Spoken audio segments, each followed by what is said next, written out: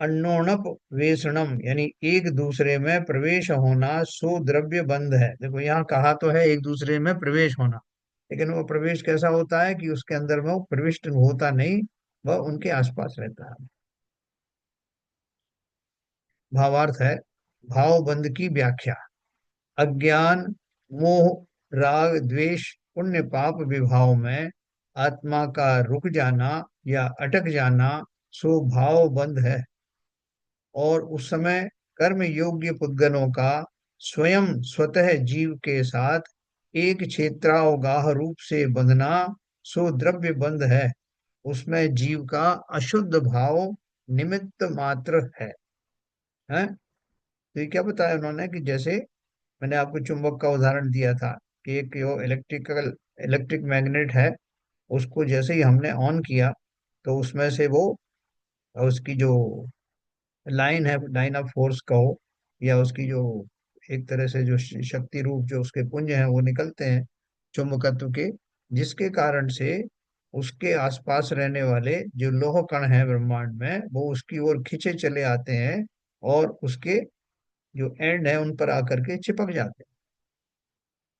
तो अभी दोनों ने अपने अपने हिसाब से काम किया, यानी चुंबक ने उन लौह कणों को बुलाया नहीं, खाली वो अपनी शक्ति में जागृत हो गया, चुंबकत्व रूपी शक्ति उसकी जागृत हो गई।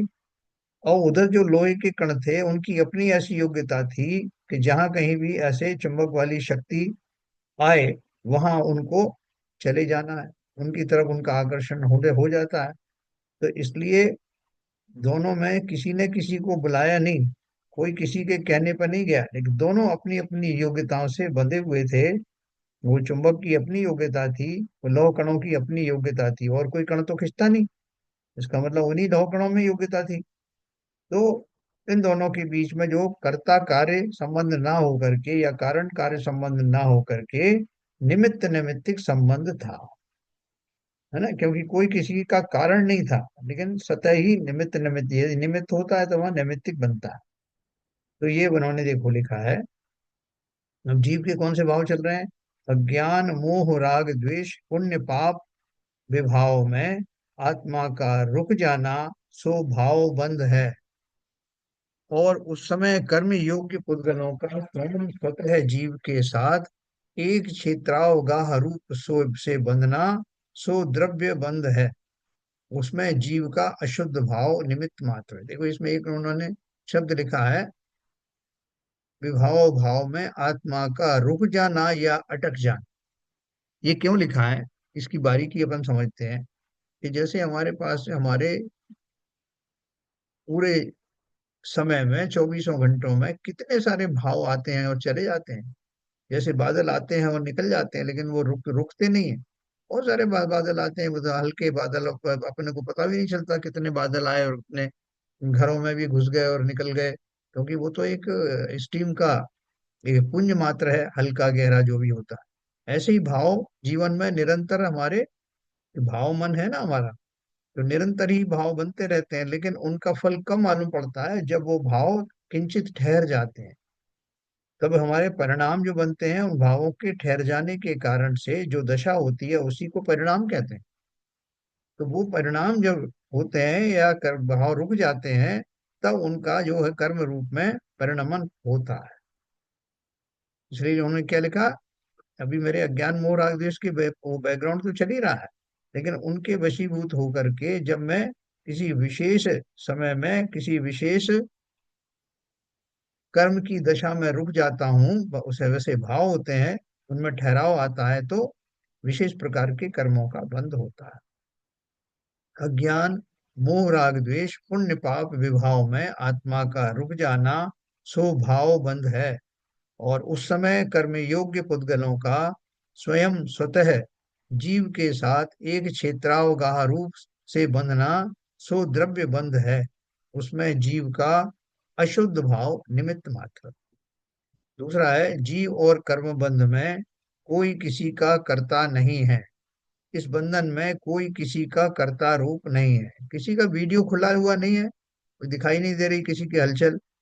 कुछ अपना वीडियो खोलो थोड़ा तो मालूम पड़े कि बात जा रही है कि नहीं। आवाज आ रही है मेरी? आप हाँ सब आ रही है सर। हाँ, क्यों कोई की हलचल नहीं दिख रही तो समझ में नहीं आ रहा। एक बार जरा फिर से बताइए, आपने क्या बताया अभी? ओके, देखो भावबंध किसे कहते हैं। भावबंध में क्या बताया, हमारे जो निरंतर भाव आते हैं, मैंने आपको एक विशेष बात बताई कि हमेशा ही वो जो कर्म है वो परिणाम में परिवर्तित नहीं होते। तो कर्म का अर्थ क्या है कि जैसे मेरे भाव आते रहते हैं निरंतर, जैसे बादलों की तरह से निरंतर नदियों में से, तालाब में से, समुद्रों में से वो पानी एवोपरेट होता रहता है। और पानी का एवोपरेट होना, वो भाप जो है वही तो बादल है। लेकिन वो जब विशेष दशा में जाकर के विशेष स्थान पर जाके ठहर जाते हैं और वो कंडेंस हो जाते हैं, तब वो बादल बनते हैं। ठीक उसी प्रकार से मेरा जो भाव मन है उसके निमित्त से बहुत सारे भाव आते रहते हैं और जाते रहते हैं। लेकिन वो भाव जो है वो परिणाम, अपन परिणाम की अगर परिभाषा कहें तो परिणाम वो दशा है जिनमें कोई विशेष प्रकार के भाव आकर निश्चित समय तक ठहर जाते हैं, और वो उनमें विशेष प्रकार का जो ठहराव है, वो ठहराव के कारण ही वो हमारे परिणाम कहलाते हैं। उन परिणामों के कारण से, यानी थोड़े समय तक उन भावों का स्थिर रह करके उस रूप में टिके रहना, उनके कारण ही कर्म बंध होता है। तो अब जैसे हम सब जीव हैं, हमको मोह राग द्वेष निरंतर चलता है। उनके बहुत सारे भाव आते हैं और चले जाते हैं, बैकग्राउंड में तो वो बना हुआ है। लेकिन उस बैकग्राउंड के साथ साथ जब कोई विशेष भाव किंचित समय तक टिका रहता है, उसके जो अ, भाव थोड़े से दृढ़ होते हैं, तब वो उनका कर्म बंध होता है। तो उन्होंने किंचित लिखा, समय मतलब भाई साहब क्या हम समझना चाहिए? किंचित समय मतलब कितना समय? और उस समय तो जो है बहुत सूक्ष्म ही होता है, क्योंकि एक समय में ही बंद होता है। तो समय सबसे छोटी इकाई है। तो उस समय कितने समय टिका, वो अलग अलग कर्मों के ठहराव के कारण वो जो परिणाम कहलाते हैं। कि जैसे अपन कहते हैं ना कि अगर किसी के क्रोध आदि के परिणाम 6 माह तक ठहर गए तो वो जो है ना अंतानुबंधी कषाय में कन्वर्ट हो जाता है। हाँ, इसी के हिसाब से मैं जानना चाह रही थी। मतलब ये तो हाँ कहते हैं हर समय कर्म बंद है, तो जैसे हमने हाँ भाव किया कर्म बंद हो जाता है। लेकिन जैसे आप बता रहे हैं, किंचित समय तक टिका रहे, मतलब उसके हिसाब से ही अनंतानुबंधी या कौन सा लगेगा वो है? हाँ, नहीं ये देखो, अभी अपने कितने भाव आते हैं, जैसे मैंने आपको उदाहरण दिया कि नदी में से, समुद्र में से, जलाशयों में से निरंतर पानी एवोपरेट होता रहता है, नेचुरल प्रक्रिया है। लेकिन हर एक जो उठने वाला जो जो एवोपरेशन है वो बादल नहीं होता। वो जब एक निश्चित अवधि तक जाता है और निश्चित अवधि तक तो रुकता है, एक खास ऊंचाई पर जाता है, तब वो बादल का रूप लेता है। लेकिन निरंतर चल रहा है, हर वो जो उठने वाली जो भाप है वो बादल नहीं होती। उसी प्रकार से कि हमारे जीवन में जो हमारे भाव उठते हैं वो तो निरंतर उठ रहे हैं, लेकिन वो कहीं पे किसी विशेष स्थान पर स्ट्रेस जब देते हैं, वहां रुक जाता है, या वहां किंचित रुक करके, ऐसे हम बोलते हैं मैं विचार करूंगा साहब। तो विचार क्या करोगे? विचार तो लोग आ ही रहे हैं ना आपके, निरंतर आ रहे हैं। बोले नहीं, मैं विचार करूंगा, इसका अर्थ क्या है? उस भाव को किंचित समय तक जो है रोक करके, उसमें अटक करके, उस पर जब ध्यान से जो उपयोग को लगाता है, तब वो वास्तव में विचार बनता है। और बहुत बार बोलते हैं कि साहब मैं सोचूंगा, मैं विचार करूंगा, तो विचार करो ना, इतनी देर क्यों लगा रहे हो, या उसमें टाइम क्यों लग रहा है? तो विचार निरंतर नहीं हो सकता। भाव आते हैं लेकिन वो विचार में कन्वर्ट नहीं होते। जब वो हो जाते हैं तभी उसका उस दशा से, आपके दिमाग में आया कोई आदमी सामने से निकला, वो जो मगरमच्छ का जो राहु मच्छु मच्छ के वो बारे में कहते हैं ना कि बहुत सारी मछलियां निकली, वहां से उसके मन में कुछ नहीं आया, वो कुछ और सोच रहा था। एक अचानक से उसके मन में आया कि ये मछली निकली जा रही है, मैं इनको खा क्यों ना लूं। तो ये भाव उसको पहले नहीं आया, दूसरे भाव आ रहे थे और ये भाव हल्का फुल्का रहा हुआ। लेकिन जब उसने उपयोग को गहरा लगाया उसमें, तब उसका ऐसा परिणाम बना कि में हिंसा के भाव बने। तो इसलिए वो अटकना जो शब्द उन्होंने दिया है ना, रुक जाना, देखो, अज्ञान मोह राग द्वेष पुण्य पाप विभाव में आत्मा का रुक जाना या अटक जाना सो भाव बंद है ना। तो भाव बंद होने के लिए वो एक प्रक्रिया है कि उस तरह के जो विचार हैं उनका एक पर्टिकुलर समय में उस उपयोग का स्थिर हो जाना, उस वस्तु में लगना, वही वास्तव में बंध का कारण बनता है। अगर ऐसा ना हो तो ये निरंतर ही जो है उसमें कहीं बदलाव आता ही नहीं, एक जैसे ही होता रहता। लेकिन वो रुकना, उसका उतने क्षण तक से वो उपयोग का ठहरना, वो इसमें कारणभूत होता है। आगे आएगा इसका और अपन जो है इसको विश्लेषण करेंगे। तो अपन विचार विमर्श करते हैं, हर चीज में करते हैं, विचार करते करते कभी हमें हिंसा के भाव हो जाते हैं, कभी हमको लगता है जाने दो, क्यों इस चक्कर में पड़े। तो हम कहीं रुके ठहरे, हमने उपयोग में उसमें लगाया, उसको केंद्रीभूत किया, तब हमारा वो विचार परिपक्व हुआ। और तब हमारे बोलते हैं कि तुम ऐसे हिंसा के भाव क्यों कर रहे हो। भावों का निरंतर आने से कर्म बंद हुआ ऐसा नहीं कहा जाता, लेकिन वो विशेष प्रकार का जो उपयोग उसमें लगता है तभी वो बंद होता है। और उस समय वैसे ये चीज कर्मयोग। क्लियर नहीं हुई, फिर थोड़ा सा जब आप और बताएंगे तो समझ आएगी, थोड़ा हाँ, कंफ्यूज रहा इस जगह पे।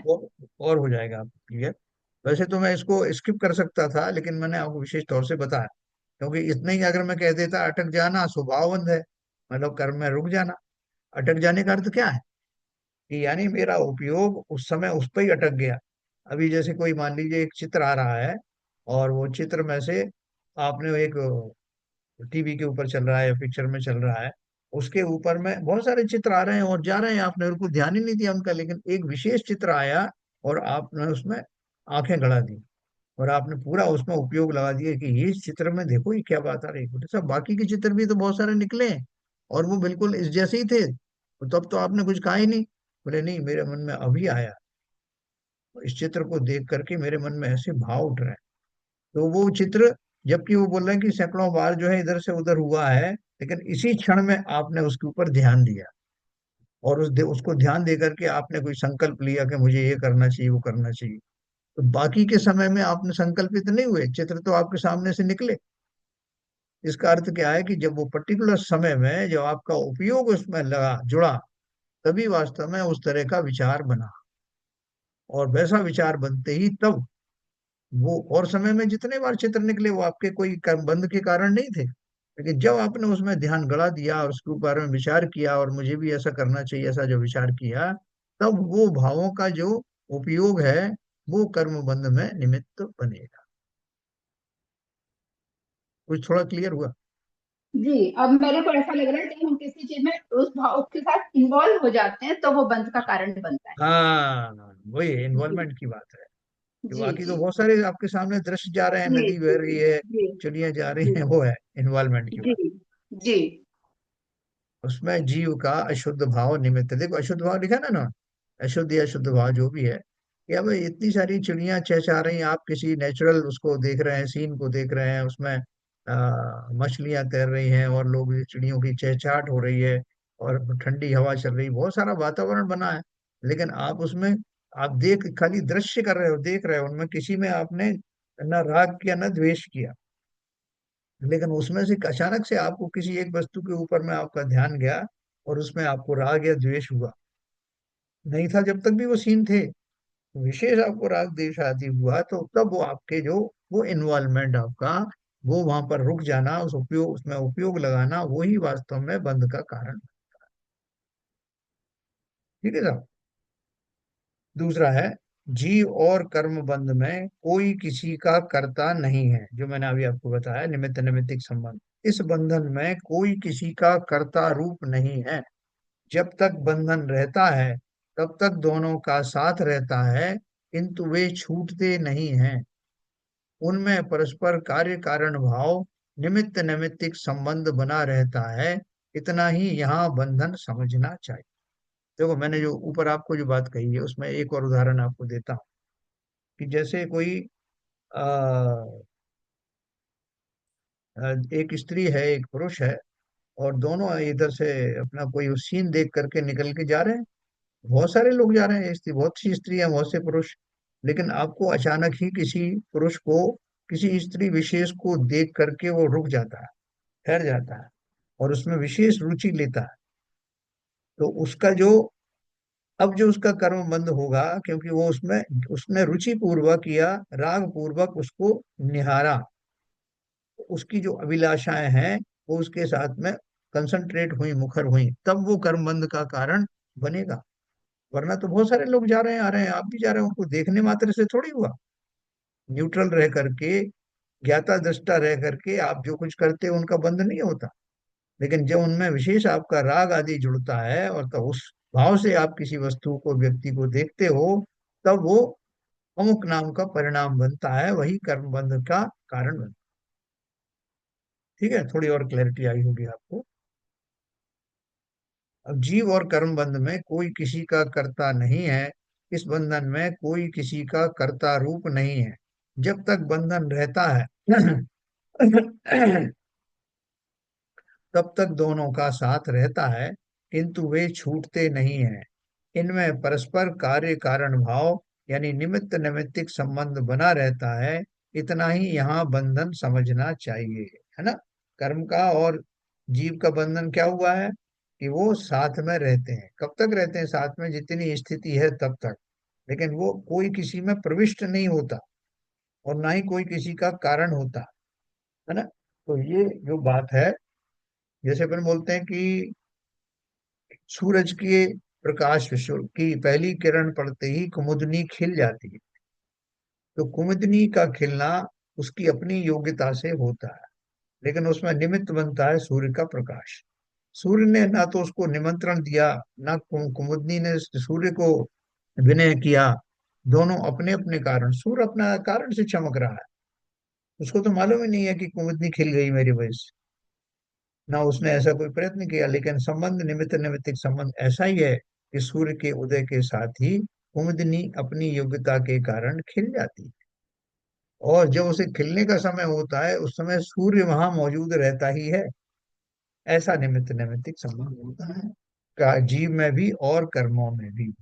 जीव अपनी योग्यता से भाव आदि करता है, और उद्गल परमाणु उसका निमित्त पा करके अपनी योग्यता से कर्म रूप परिणमित होते हैं। कोई किसी का कर्ता नहीं है, लेकिन कार्य दोनों की एक दूसरे की प्रेजेंस में हो। ऐसा ही निमित्त ने यहाँ, इतना ही यहाँ बंधन समझना चाहिए। हम जो कर्म बंधन की बात करते हैं ना, तो कर्म बंधन का सच्चा स्वरूप क्या है? जैसे दूध और पानी एक ही क्षेत्र में रहते हैं, लेकिन फिर भी दोनों के दूध के कण और पानी के कण अलग अलग रहते हैं। एक चूर्ण बनाओ आप, लोहे का और तांबे का और कुछ और चीजें मिला दो, बिल्कुल को बारीक कर दो, तो क्या वो मिल गए आपस में? आप उनको माइक्रोस्कोप से देखोगे तो लोहे के कण अलग दिखाई देंगे, तांबे के कण अलग दिखाई देंगे। तो वो मिलते हुए भी मिलते नहीं। ठीक उसी प्रकार से जीव और पुद्गल कहने में तो आता है उनका बंद हो गया, लेकिन वो अलग अलग ही रहते हैं, एक क्षेत्र में अवश्य रहते हैं। ये हो गया हमारा दूसरे नंबर का। तीसरा है बंध तत्व संबंधी भूल।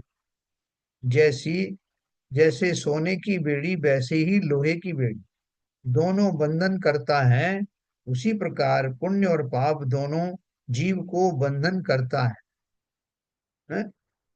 बोल रहे हैं कि आप किसी एक, आपके घर में एक कुत्ता है या गाय है, तो आपने, अब गरीब लोग हैं तो आपने क्या किया कि एक रस्सी लेकर के और उससे बांध दिया उसको, गाय बंधी है।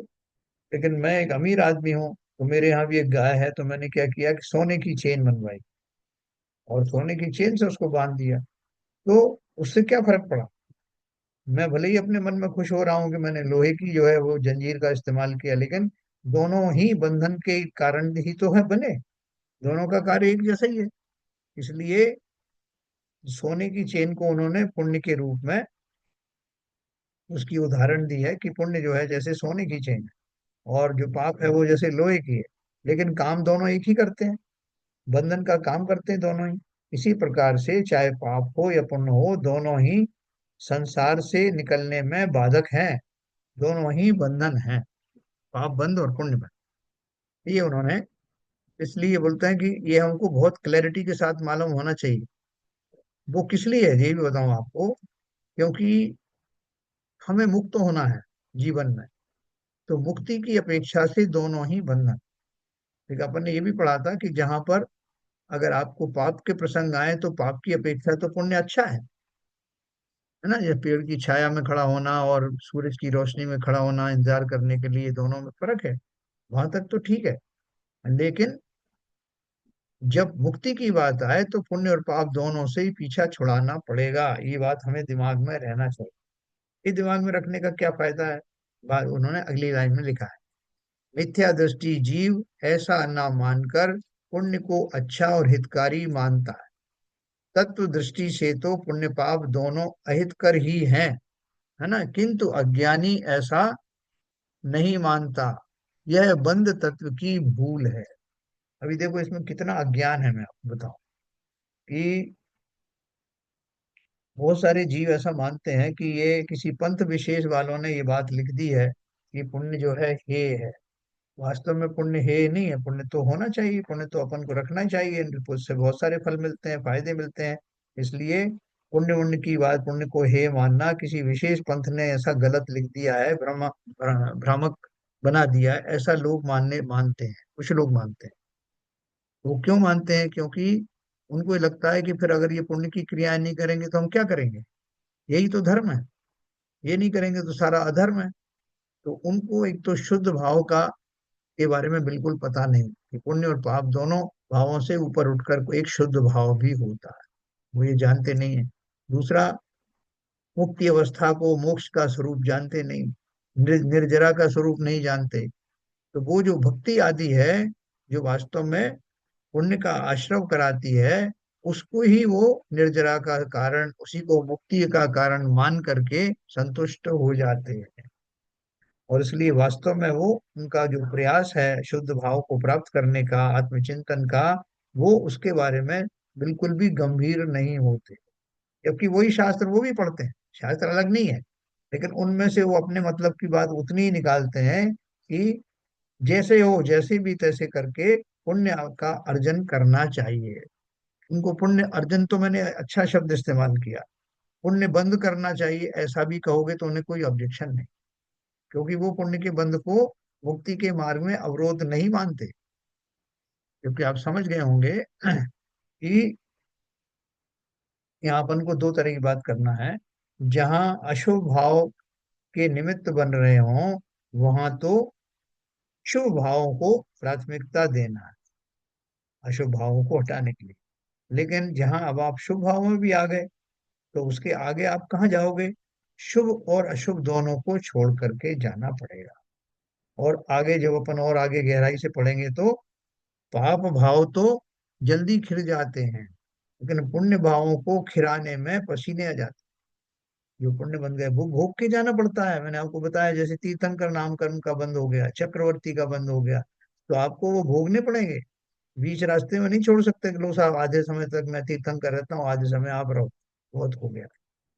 जितना समय का तक है वो उतने समय आपको रहना पड़ेगा, संसार में रुकना पड़ेगा। और भी पदवियां हैं तो बीच में नहीं छूटी जा सकती, छोड़ी जा सकती। तो पुण्य का भी भोग करने करके ही जाया जाता है।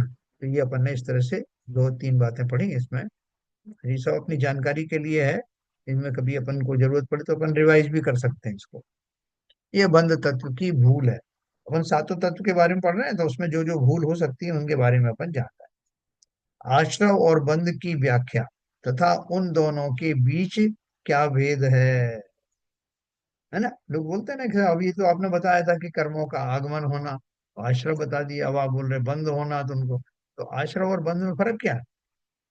तुम बताया तो।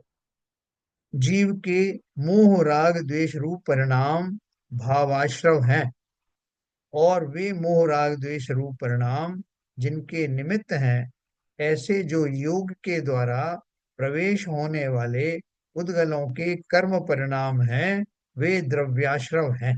क्या बताया उन्होंने? एक प्रक्रिया चल रही है।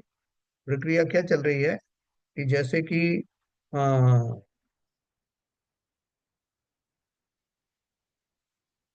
पानी है, जो पानी अपना एक बकेट में रखा हुआ है, और बकेट में रख करके उसका एक एक पाइप उसमें डाल करके पंप से कनेक्ट कर दिया। तो पानी जो है जब ऊपर पंप से प्रेशर वाइज होकर के जब आएगा, तो कब आएगा? जब वो बकेट वाला पानी खींच करके पंप की आई में, उसका जो इनलेट है उसमें चला जाएगा, तब वो वहां से पंप उसको फेंकेगा। उसके पहले तो नहीं फेंका। खाली आपने बकेट को पंप के पास रख दिया, तो उतने मात्र से वो पानी फेंकने में नहीं आए। तो उसकी प्रक्रिया है कि उस बकेट के पानी को पाइप के द्वारा आप उसके कनेक्ट करेंगे, पंप जब चलेगा तो पानी को खींचेगा और तब वो दूसरे एंड से उसको फेंकेगा। ठीक उसी प्रकार से वो क्या बोल रहे हैं, जीव के मोह राग देश रूप परिणाम भावाश्रव हैं, यानी वो आ गया, जैसे बाल्टी में रखा हुआ पानी आ गया, और वे मोह राग द्वेष रूप परिणाम जिनके निमित्त हैं, ऐसे जो योग के द्वारा प्रवेश होने वाले पुद्गलों के कर्म परिणाम हैं, वे द्रव्याश्रव हैं, है ना। तो वो, और उसमें से जो आपके योग के भाव, योग चल रहे हैं ना निरंतर मन के, काय वचन के और काय के, तो वो योग रूपी मैकेनिज्म से जो स्पंदन हो रहे हैं जीव के भाव, आत्म प्रदेशों के, उनका स्पंदन होना और उधर जीव के उस तरह के भावों का होना, इन दोनों के निमित्त से वो कर्म परमाणु आकर के और आत्मा की प्रदेशों के आसपास आकर ठहर जाते। ये प्रक्रिया होती है, एक तो आना और एक ठहर जाना। आश्रव आना है और बंध ठहर जाना। जीव के मोह राग द्वेष के द्वारा जो स्निग्ध परिणाम हैं, वे भाव बंध हैं, और उन स्निग्ध परिणामों के निमित्त से कर्म रूप परिणित पुद्गलों का जीव के साथ अन्योन्य विशिष्ट अवगाहन होना द्रव्य बंध है। तो ये जो बंध होता है, बंध के कारण उन्होंने बताया है कि जो मेरे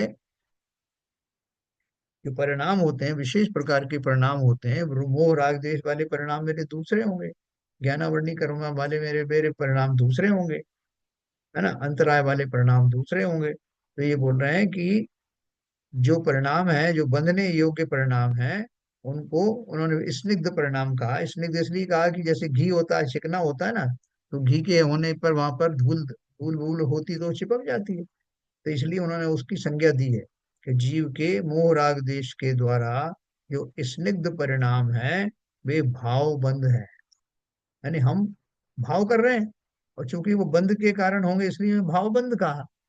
और उन स्निग्ध परिणामों के निमित्त से कर्म रूप परिणित पुद्गलों का, कर्म रूप परिणित पुद्गल कौन से हैं, कि संसार में रहने वाले जो परमाणु हैं, वो कई तरह की भावों वाले होते हैं।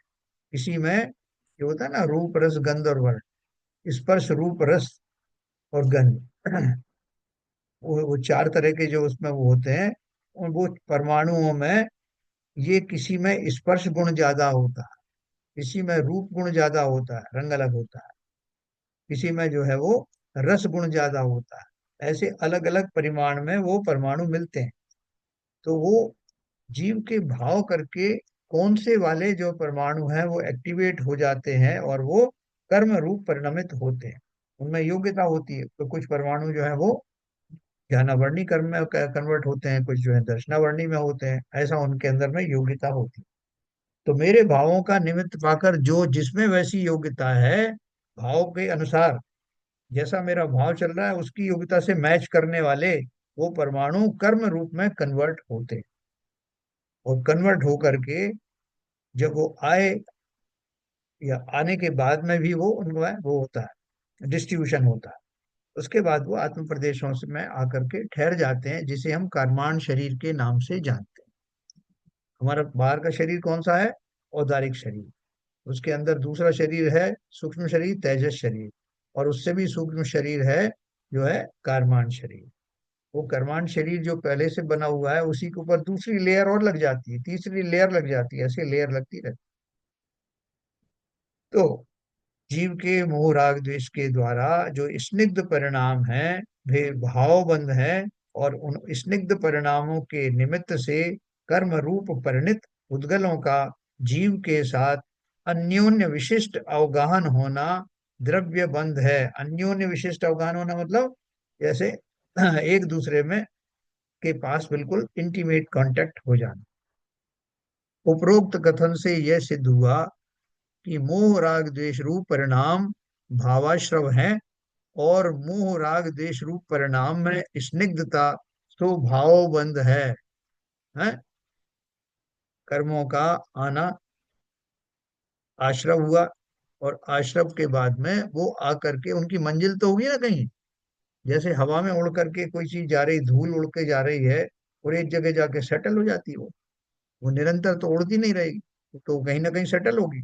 वहां जहाँ सेटल हुआ अपन बोलते हैं कि ये धूल जो है यहाँ इस मिट्टी में मिल गई, इस जगह पे आकर के इसके साथ में कांटेक्ट हो गया, इसका इसकी लेयर चढ़ गई। तो ऐसे ही है, मेरे जो राग द्वेष आदि रूप जो भाव हैं, उनके कारण कर्मों का आना, तो वो मेरा भाव आश्रम, मतलब भाव ही कारण बने उस आश्रम का, इसलिए भावाश्रम। और उनके माध्यम से, उनके निमित्त से जो कर्म आए, कर्मों का आना द्रव्याश्रम, और कर्म का उस मंजिल तक पहुंच करके इंटीमेट कांटेक्ट कर लेना, उसको द्रव्य बंध कहा जाता है। तो आश्रम और बंध में आपको समझ में आया होगा, एक का आना, एक का वहां रुक जाना। ठीक है, तो ये भावाश्रम हो गया। मोह राग द्वेष रूप परिणाम भावाश्रम है, और मोह राग द्वेष रूप परिणाम में, उन परिणामों में जो ताकत है, उनके कारण से जो बंध होता है, यानी उनके अंदर में जो बंधने की योग्यता होती है, उसे भावबंध कहते हैं। मेरे जो परिणाम है मोह राग द्वेष के, उनके अंदर में एक योग्यता होती है कि वो उन उन कर्मों को आने में निमित्त बनते हैं। मतलब जब वो उन वर्गणाओं को आकर्षित कर लेते हैं तब वो बंध बन जाते हैं। हाँ, तो वो आकर्षित करने की जो योग्यता है, वो वो उनमें उसकी होती है, जब भी होगी जब वो बंध के कारण बनेंगे। उसी योग्यता को स्निग्धता कहा है। अच्छा। उनका मोह राग द्वेष रूप परिणाम में स्निग्धता स्वभाव बंध है। ठीक है। हाँ, ये इसलिए मैंने आपको ये विशेष रूप से बताया कि मेरे उन उन कर्मों की जो योग्यता है, वो उस तरह के कर्मों को आमंत्रण देता है, यानी एक तरह से आप समझ लें। और दूसरे तरह के अगर जो है भाव होंगे, तो उनसे दूसरी तरह के कर्म आएंगे। है ना, कर्मों को कैसे मालूम कि कौन से कर्मों की आवश्यकता है, कौन से कर्मों को खींचा चला जाना चाहिए। तो मेरे जो भाव हैं, उन भावों में जो होने वाली विशेष योग्यता है, वो योग्यता ही इस बात का निर्धारण करती है कि कौन सी जाति के कर्म खिंच के चले आएंगे। ठीक है, ये बात क्लियर कर पाया मैं? जी जी जी। हाँ, तात्पर्य है, आत्मोन्मुख होकर स्वद्रव्य का आश्रय करने से नया बंध नहीं होता, और पुराना बंध निर्जरित हो जाता है। ये बहुत इंपॉर्टेंट लाइन है। क्या बोला उन्होंने, साथ साथ में आपको एक चीज बता दी कि ये जो प्रक्रिया चल रही है, इस प्रक्रिया को अगर आप रोकना चाहते हैं, तो एक ही उपाय है। क्या उपाय है? आत्मोन्मुख होकर स्वद्रव्य का आश्रय करने से। बिल्कुल सिंपल बात है, देखो, ये एक सिंपल फार्मूला है, हम कर पाए ना कर पाए वो अलग बात है। जब भी जीव अपने स्वभाव में लीन हो जाता है, तो उसकी ये जो स्निग्धताएं हैं, ये मोह राग द्वेष के परिणाम हैं, ये ठहर जाते हैं। उतने पल तक वो अंदर आ नहीं सकते। वो परिणाम नहीं आए तो वो कर्म भी कहाँ से आएंगे? उनको तो निमित्त चाहिए था उन भावों का, अब वो भाव आ नहीं रहे। है ना, जैसे अभी कोई व्यक्ति है और रोज बाहर बैठ के चबूतरे पे और देखता रहता है, तो कोई ठेले वाला निकलता है, सब्जी वाला निकलता है, वो उनकी तरफ देखता है कि आज देखें इनको, सेठ जी को क्या सब्जी की आवश्यकता है। उनके पास खड़े होकर वो आवाज भी लगाता है कि भिंडी ले लो, तोरई ले लो। और ये अपने निरपेक्ष भाव से बैठे हुए हैं, या तो कोई किताब पढ़ रहे हैं, इधर उधर देख रहे हैं। एक अचानक से वो जागृत हुए और उनका, अरे भिंडी क्या भाव दी? तब उसका जो काम हुआ। इतनी देर से तो उनके कोई भाव ही नहीं बन रहे थे, जबकि वो दो चार बार निकल चुका, घूम फिर के फिर आता था, खड़ा हो जाता था, वो उसको देखते ही नहीं। तो जितनी देर तक वो उसकी तरफ से निरपेक्ष रहते थे, तब तक उस ठेले वाले का काम बनता नहीं था। लेकिन जैसे ही उन्होंने अपना ध्यान उधर लगाया, ठेले के प्रति राग किया, आकर्षित हुए, उसका काम हो गया। तो ठीक उसी प्रकार से, जब भी जिस क्षण भी जीव स्व में जुड़ जाता है, आत्मोन्मुख हो जाता है, तब किसी कर्म में ताकत नहीं कि वो उस ओर आकर्षित हो। क्यों नहीं है ताकत? क्योंकि मेरे भावों के निमित्त से आ रहे थे ना वो। अब भाव मेरे उस योग्य हैं ही नहीं, तो कैसे आएंगे?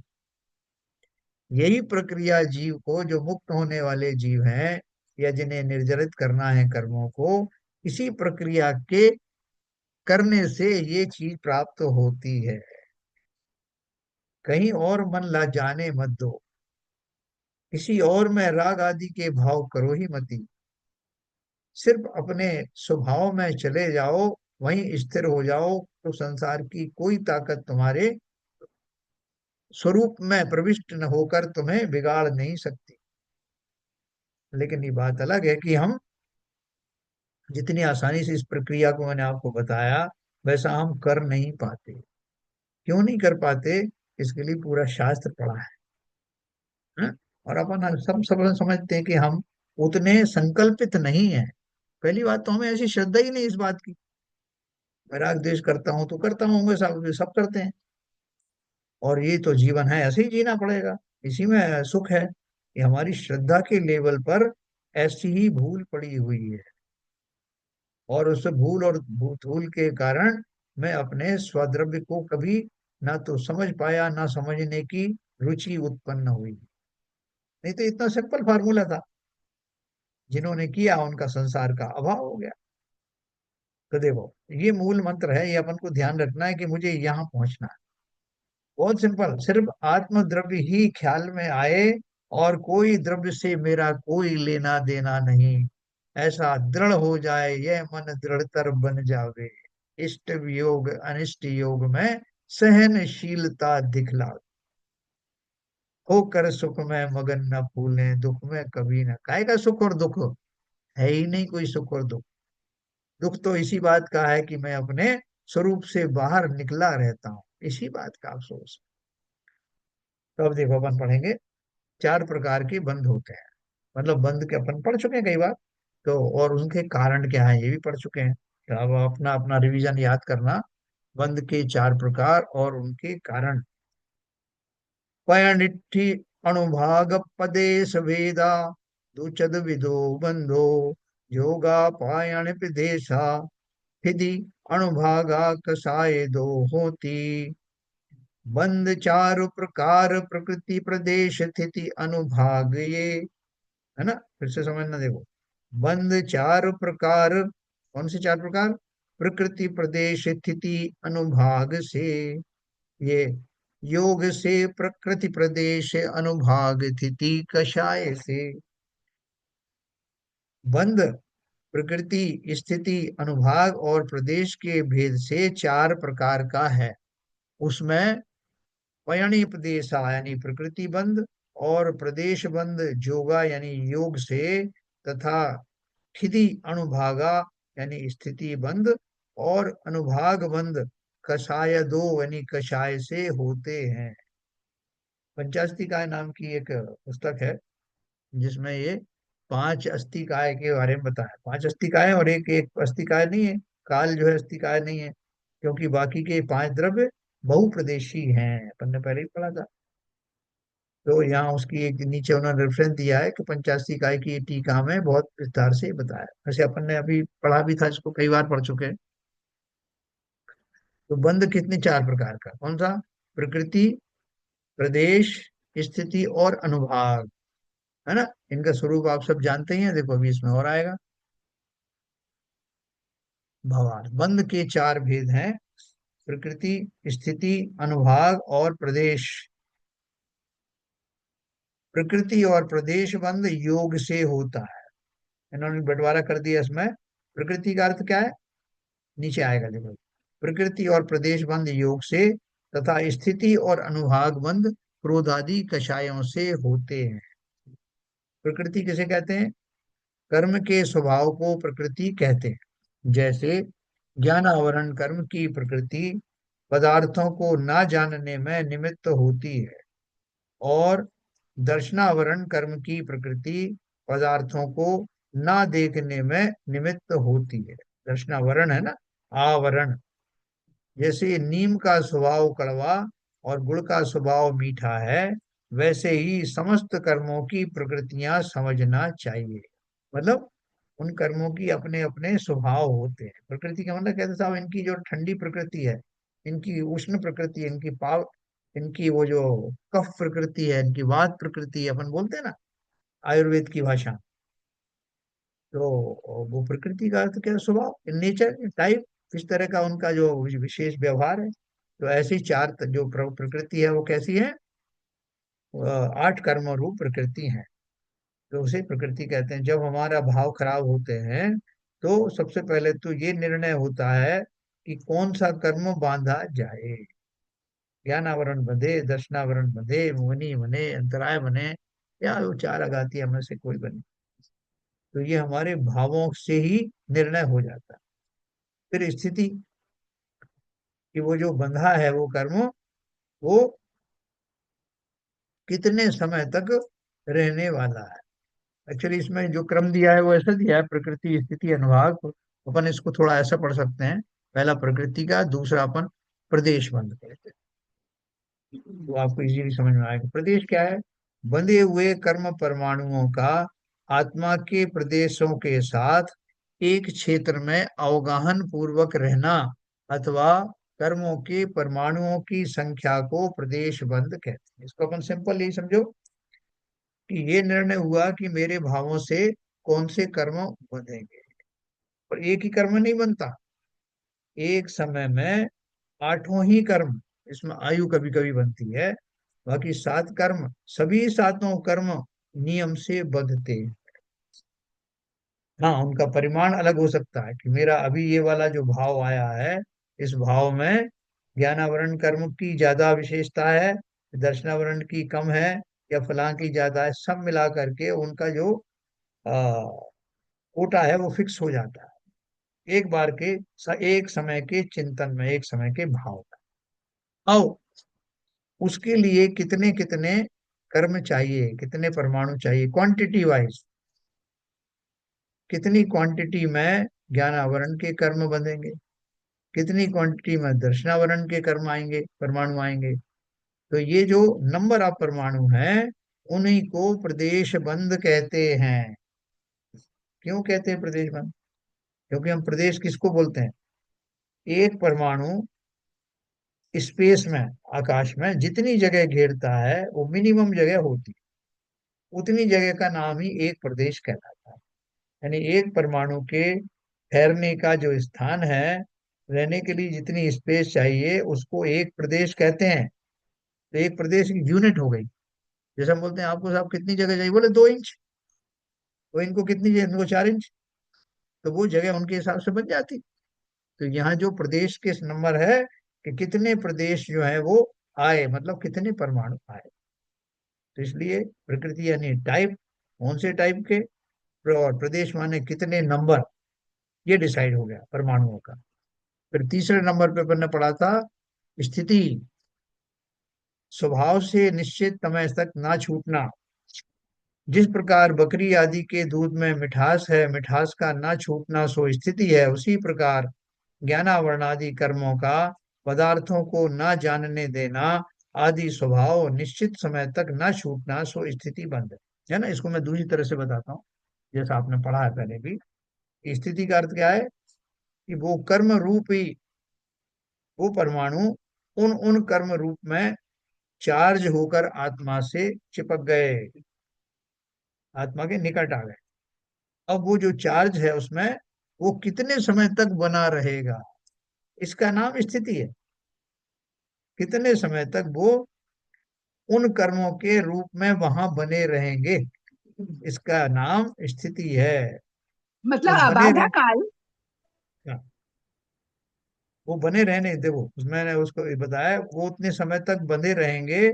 और बंधे रहने का अर्थ क्या है, कि बने रहने के साथ साथ वो कब तक उदय में आएंगे, वो पूरी स्थिति है ना। आवादा काल के बाद वो उसका मैच्योरिटी शुरू होगी।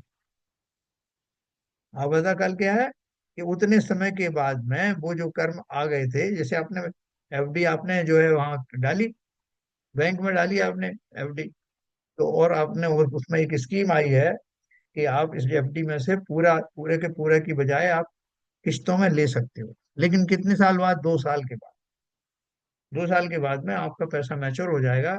फिर आप उसमें से 1 रुपया निकालो, 2 रुपये निकालो, या निरंतर आप एक उसमें लिख के दे दो कि साहब मुझे हर महीने इतना इसमें से चाहिए, तो उतना मिलता रहेगा। तो ठीक इसी प्रकार से मैच्योरिटी का एक टाइम पीरियड होता है ना, उसी को आवादा काल कहते हैं। उस आवादा काल के बाद जितने समय तक वो कर्म आपको फल देता रहेगा उसको स्थिति बोलते हैं। अरे मैच्योरिटी होगी ना। अब उदय काल शुरू हो गया, बादल आके ऊपर ठहर गए थे, अब वहां मंडरा रहे थे, बारिश शुरू नहीं हुई। अब एक समय आया कि बारिश शुरू हुई, तो शुरू कब तक होती रही? जब तक उस बादल में एक बूंद भी बाकी है तब तक उसकी बरसात होती रही।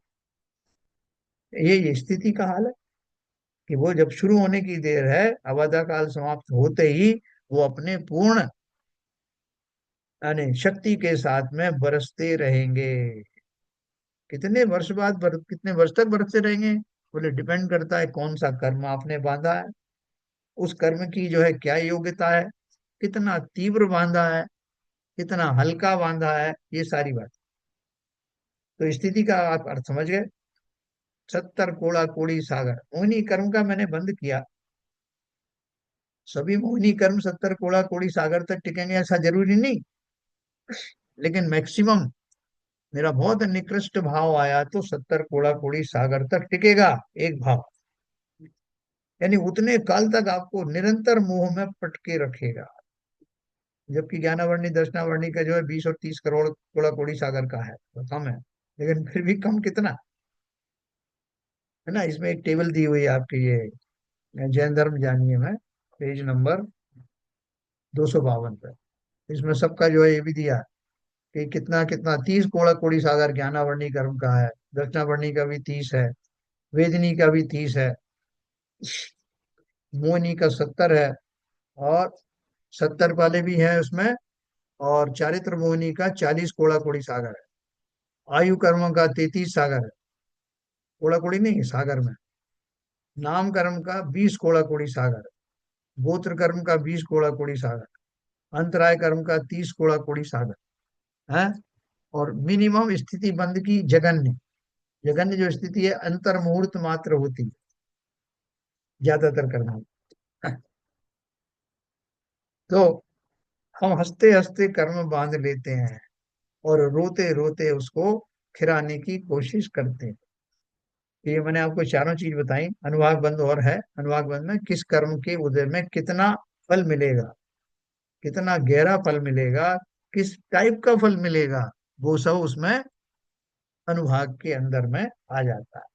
प्रकृति निर्धारित करती है कि कौन से टाइप का, और अनुभाग में कितनी क्वांटिटी में आपको फल मिलेगा। ऐसे ये चार भेद हैं बंध के, है ना। कल मैं आपको इसके बारे में फिर से एक बार बताऊंगा, प्रदेश बंध प्रकृति बंध आदि से कौन से कर्म से क्या बंध होता है। चारों प्रकार के बंध में से दो बंध किससे होते हैं, बाकी के दो बंध किससे होते हैं। सबको समझ में आया? कोई दिक्कत आई तो बताना।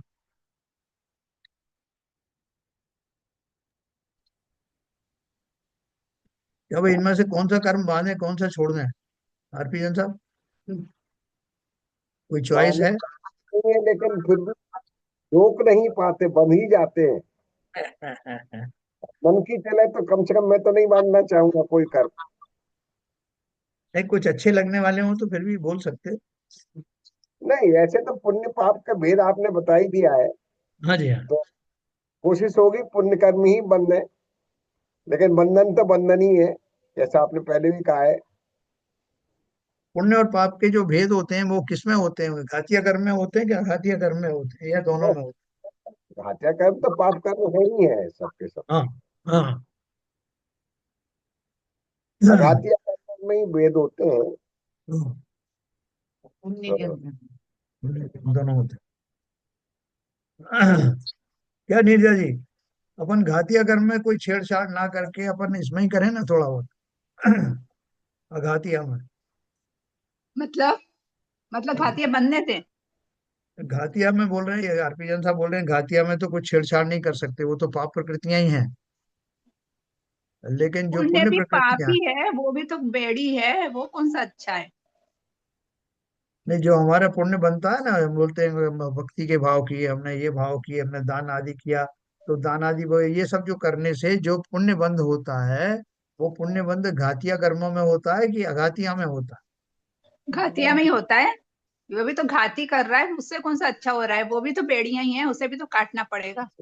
नहीं नहीं, बात ये चल रही कि हमारे भक्ति आदि के जो भाव हैं, जो हाँ। दान आदि के जो भाव हैं, जो शुभ भाव हैं, क्या उनसे घातीय कर्मों में कमी लाई जा सकती है? नहीं, घातीय कर्मों में कमी तो नहीं ला जा सकती है, क्योंकि हर कर्म का अपना अलग फल है।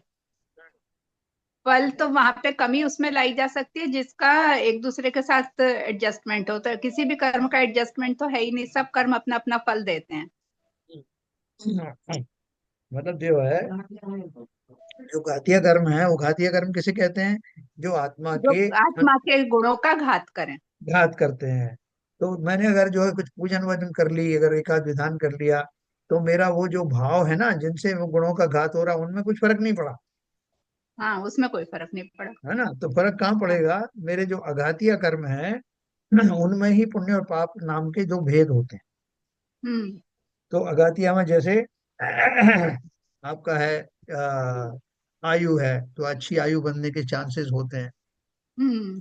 या अच्छी आयु बन गई तो उस आयु में भी अब कोई, हाँ, अच्छे गोत्र में चला गया या अच्छे घर में चला गया, एक कुत्ता बन गया, एक स्ट्रीट डॉग डॉग है, एक महलों में लोगों ने उसको अडॉप्ट कर लिया, तो ये पुण्य के हम्म। फल से है उसको। है ना? जी। तो ये जो चीजें जो थोड़ी बहुत मुझे मिलती हैं संसार में, आत्मचिंतन के बिना ये सब भाव करने से जो कुछ मिलेगा, तो वो कोई बहुत कारगर चीज नहीं है। जी। उनसे संसार कटने वाला नहीं है। ना, वही मैं कह रही हूँ। तो बिल्कुल इसीलिए सही। चाहे वो है पुण्य पाप शुभ ही, जो वो शुद्ध जो भाव है काम के, तो वो ही है। वही है, वही है। बहुत बढ़िया। घाते घाते कर्म ही तो सबसे ज्यादा डेंजरस है। हाँ, घाते घाते कर्म ही डेंजरस है, बाकी तो ठीक है, छोटा मोटा इधर उधर होते रहे तो कोई दिक्कत नहीं है। वो घातीय बिल्कुल कर्म आपने ही सही तो हमको व्यवहार हमारा खराब कर रहे हैं। बिल्कुल आपने सही कहा। घातीय कर्मों का जतन करने से अघातीय कर्मों तक भी प्रभाव जाता है, लेकिन अघातियों का अरेंजमेंट मैनेजमेंट करने से घातियों में प्रभाव नहीं जाएगा। है ना? आपने सही कहा। जैसे मैं मोहिनी कर्म के को अगर मैंने अपना रोक पाया, मोह राग द्वेष आदि नहीं रखे, मैं शुद्ध भाव में आया, तो शुद्ध भाव के साथ साथ जो है बाकी के जो और चीजें हैं, जो अनुकूलताएं, वो अपने आप आती हैं। इनके साथ में जैसे जो मुनिराज तपस्चरण करते हैं ना, तो उनके साथ में वो प्रशस्त पुण्य जो है वो सहज में अपने आप बनता है, उसे वो चाहते नहीं है। वो तो शुद्ध भाव में बैठे हुए हैं, उनके साथ में वो अपने आप गेहूं के साथ भूसे की तरह वो तो मिलता ही मिलता है। लेकिन भूसे की खेती करने वाले आपने नहीं देखा उनके साथ में, तो भूसा इसलिए, भूसा चाहिए मुझे इसलिए गेहूं बो रहा हूँ, मुझे गेहूं से कोई मतलब। है ना?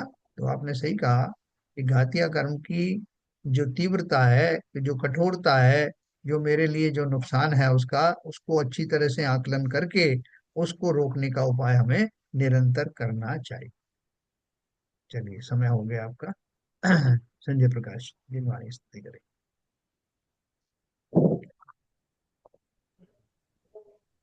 मिथ्यात्व में नाश वेको ज्ञान के प्रकाश वेको आपा परिभास वेको भानु से बखानी है।